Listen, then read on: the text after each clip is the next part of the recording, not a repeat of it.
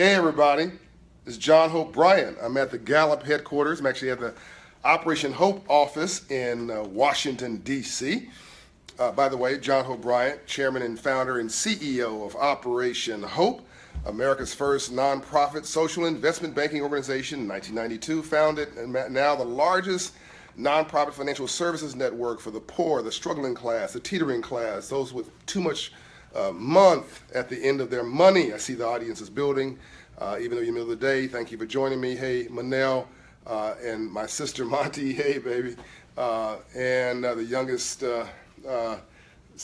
post-baby boomer I know, my sister Mara Hoskin. Hey, Benjamin Tisdale, and all you guys joining, signing on. I'm also the CEO of Operation Hope and Bryan Group Ventures. I'm an entrepreneur and a philanthropic investor and author of several books, including How the Poor Can Save Capitalism and Love Leadership. Hey, Jocelyn Buchanan from Chicago, Robert Russell. Thanks for the work that we're doing at Operation Hope. Thank you, Robert Russell. O'Neill Lyons, Wichita, Kansas. Brandon Love, Tonia Collins, OKC. Where's that? Is that Arkansas? OKC? Janae, Arkansas. Oklahoma City. Vernon Smith, Stith signing on. Horace, Kirby, Derek Smart. Okay, let me get into this. I know that some of you are taking a break from work to watch this video. I want to also acknowledge Janae Roscoe here, my government relations chief. We're in the Washington, D.C. Offices for Operation Hope, inside of Gallup's headquarters. And I want to jump into this topic. People are stressed out. People are like, I don't have the time. I don't know what to do with the limited time I've got. I don't know how to get the commitments and things done with the limited time I have. John, how do you do it? I'm going to help you in this small, quick video before I go see the CEO of Gallup, Jim Clifton, downstairs. I delayed him for you, so you know you're important. I'm going to help you create time. You ready? Okay, here we go. Time is in your imagination. Now, here's the part that's real. There's 60, time is a minute, and there's 60 seconds in it. But all things other than that are really within our control. So how do we spend our time? Let's break down that minute. Most of us spend half of that time, a third of that time, worrying about yesterday. I can't be in love because I was abused as a child. I can't move forward because I had a problem in my childhood. I can't heal because my dad abused me. I can't, Quincy Jones would often tell me that all black folks need a moratorium on childhood trauma. Actually, all people need a moratorium on childhood trauma.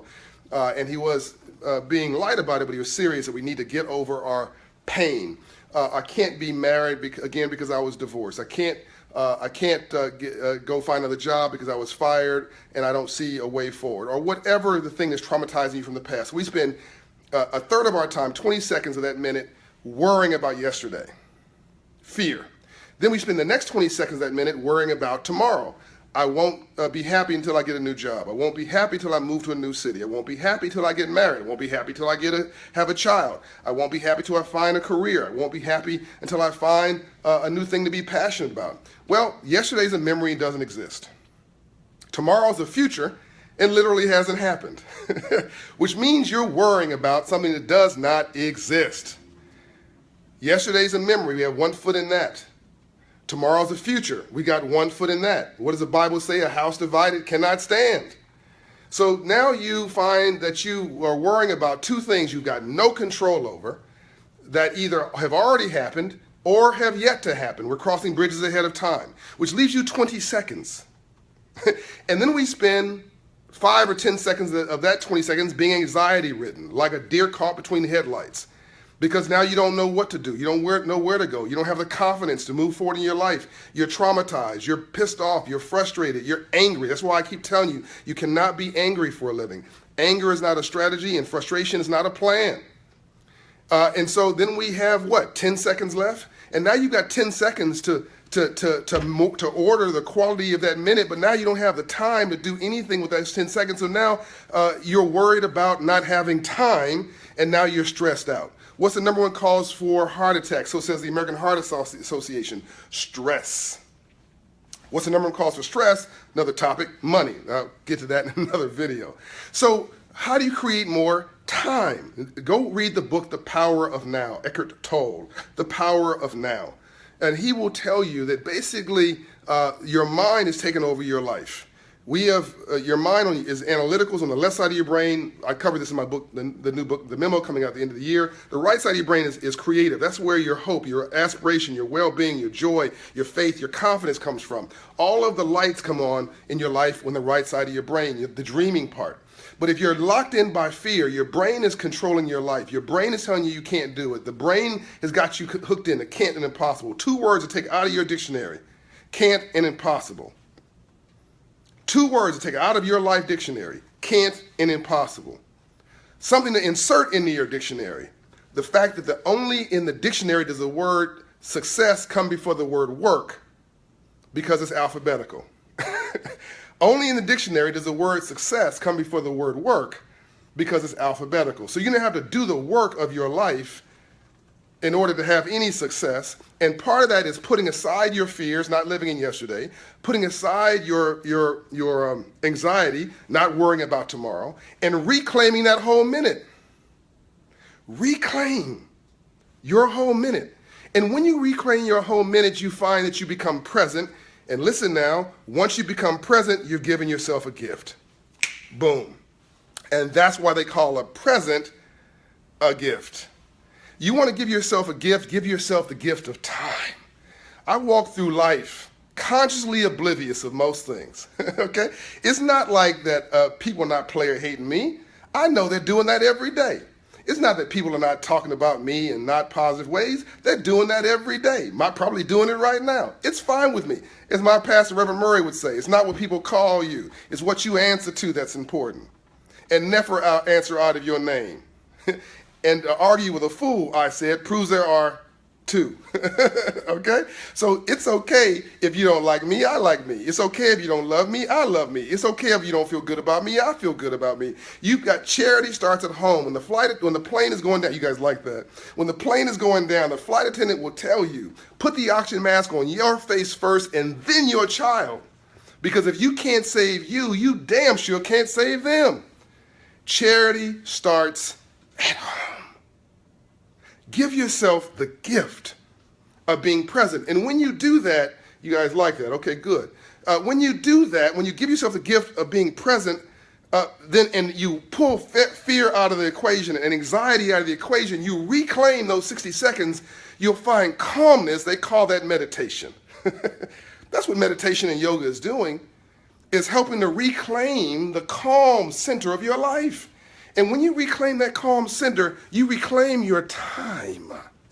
And when you reclaim your time, then your life begins to rhyme with hope and faith and well-being and grace and God-given potential and talent. And now you can dream again, see?